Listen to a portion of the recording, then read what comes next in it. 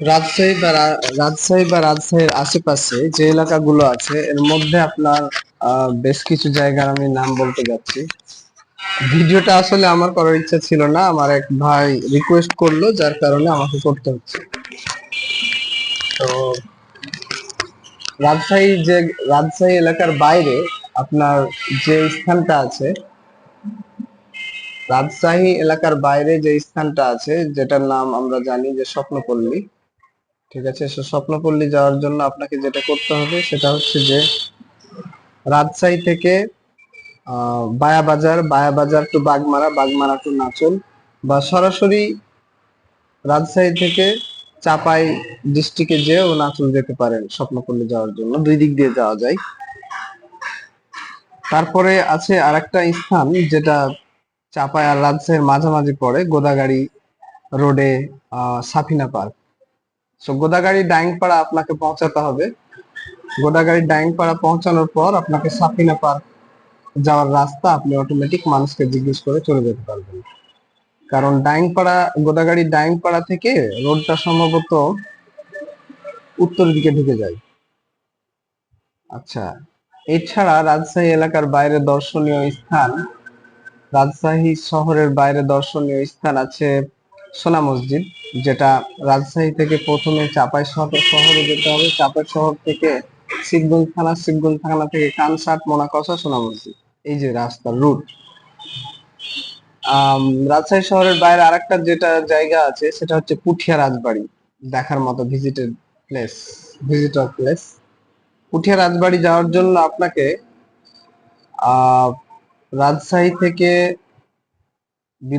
বিনোদপুর থেকে পুঠিয়া, দেন সেখান থেকে আপনি পুঠিয়া রাজবাড়ি চলে যেতে পারবেন জিজ্ঞেস করতে করতে মানুষকে। তবে পুঠিয়াই মেন জায়গা। দেন রাজশাহী শহরের বাইরে আর জায়গা বলতে আছে নাটোর রাজবাড়ি। নাটোর তো আলাদা জায়গা হয়ে গেল। তো যাই হোক, এবার আমরা রাজশাহীর ভিতরে আসি। রাজশাহীর ভিতরে প্রথম যে জায়গাটা আমার ভালো লাগে বসে গল্প করার জন্য সেটা হচ্ছে মঠপুকুর। রাজশাহী মঠপুকুরে যাওয়ার জন্য আপনাকে রাজশাহীর রেলগেট থেকে ম্যাচ ফ্যাক্টরির মোড়ে যেতে হবে। ম্যাচ ফ্যাক্টরির মোড়ে গেলে সিল্ক সিটি সুপার শপের কাছেই কিন্তু রাজশাহী মঠপুকুর আছে। তেমন কিছুই দেখার মতো না, একটা পুকুর, আর পুকুরটা চারপাশ বান্ধা আছে লাল ইট দিয়ে। এই জন্য মানে জায়গাটা হালকা ঠান্ডা বাতাস বয়, ভালো লাগে আর কি। সেখানে আপনি ফুচকা পাবেন, 12 ভাজা পাবেন বিক্রি করছে। আর একটা পুরোনো, মানে 1968 এর দিকের একটা মন্দির আছে সেখানে। তারপরে আপনি যেতে পারেন রাজশাহী শহরের জিয়া পার্ক যাওয়ার জন্য রাজশাহী রেলগেট থেকে নওদাপাড়া বাজারের দিকে গেলে আপনি জিয়া পার্কের সন্ধান পেয়ে যাবেন। আর যাওয়ার সময় হাতের বামে, রেলগেট থেকে যখন আপনি আমচত্বরের দিকে যাবেন তখন হাতের বামে পোস্টাল একাডেমি পড়বে। পোস্টাল একাডেমির অপোজিটেই, মানে ডান দিকেই কিন্তু রাজশাহী জিয়া পার্ক যাওয়ার রাস্তা। ওকে। দেন রাজশাহীতে আরো একটা দর্শনীয় জায়গা আছে যেটার নাম হচ্ছে জিএম গার্ডেন। জিএম গার্ডেনটা আসলে অবস্থান করছে আপনার রাজশাহী আমচত্বর থেকে যখন আপনি নাটোর রোডের দিকে চলে যাবেন, আহ পূর্ব দিকে চলে যাবেন।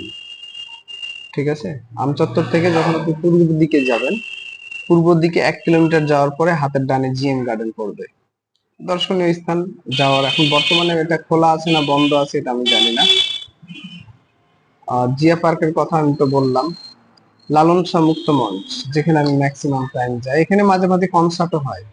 এখানে এখানে যাওয়ার জন্য আপনাকে যেটা করতে হবে, রাজশাহী শহর থেকে ফায়ার সার্ভিস মোড়ে যেতে হবে। ফায়ার সার্ভিস মোড়ে যাওয়ার পরে সোজা পদ্মা গার্ডেনের দিকে গাড়ি নিয়ে চলে গেলে আপনি লালন শাহ মুক্ত মঞ্চ পেয়ে যাবেন। এখানে মাঝে মাঝে কনসার্ট হয়। এখানে ফুচকা, 12 ভাজা, বিভিন্ন লাক্সারি আইটেমও বিক্রি হয়, মেয়েদের খোপার চুলও বিক্রি হয়। তারপরে এই জায়গায় মণিপুরি নামে একটা চিটাগাঙ্গের স্টোর রুম আছে ঈদগাহ মাঠের অপোজিটে। দেন অনেক মানুষে ছোটখাটো স্টোর দিয়ে জুস বিক্রি করে এই জায়গায়। ঠিক আছে, লালন শাহ মুক্ত মঞ্চ প্রতিদিন মানুষ হয়। আর একটা রাজশাহীতে ভিজিটেড প্লেস আছে, সেটা হচ্ছে রাজশাহী জাদুঘর মিউজিয়াম। এটা অবস্থান করছে আপনার রাজশাহী শহরের হেতিমখা মোড়ের আশেপাশে। ঠিক আছে, রাজশাহী মিউজিয়াম। পুঠিয়া রাজবাড়ির কথা তো বললাম। উম আর একটা কথা বলা হয়নি, রাজশাহী শহরে আর একটা ঘোরার জায়গা আছে, সেটা হচ্ছে যে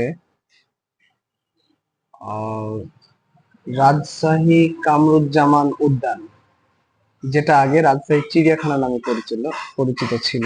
তবে এখন চিড়িয়াখানা বলতে সেখানে পশু পাখি, সেখানে এক সময় ভাল্লুক ছিল, অজগর সাপ ছিল, তারপর আপনার কুমির ছিল, এখন এগুলো নেই, কারণ সেটা একটা উদ্যান নাম দিয়েছে এই জন্য। জাস্ট শুধু দুইটা জিনিস আছে, সেটা হচ্ছে একটা হচ্ছে মাছ, গোল্ডেন রুই, আর একটা হচ্ছে হরিণ। চিড়িয়াখানার মধ্যে এই দুইটা জিনিসই বর্তমানে আছে, তাছাড়া নাই, কারণ এটার নাম দিয়ে দিয়েছে উদ্যান। আর সাম্প্রতিক সময়ে সেখানে একটা স্মার্ট থিয়েটার ওপেন করা হয়েছে। এই থিয়েটারে আপনি টিকিট কেটে সিনেমা দেখতে পারেন, 50 টাকা থেকে 150 টাকার মধ্যে টিকিট আছে সম্ভবত। আর হরিণ দেখতে পারবেন। আর পার্ক শিশুদের জন্য বিনোদনের জন্য যেমন দোলন চরকা, মাছ ঘুরে না, এই যে যেগুলো রাইডার গালা ঘুরে, এই জিনিসগুলো আছে। তবে এই রাইডার গুলো কিন্তু আপনি সাফিনা পার্কেও পাবেন।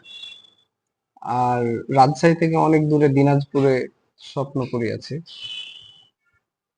রাজশাহী শহরে আর ঘোরার মতো জায়গা বলতে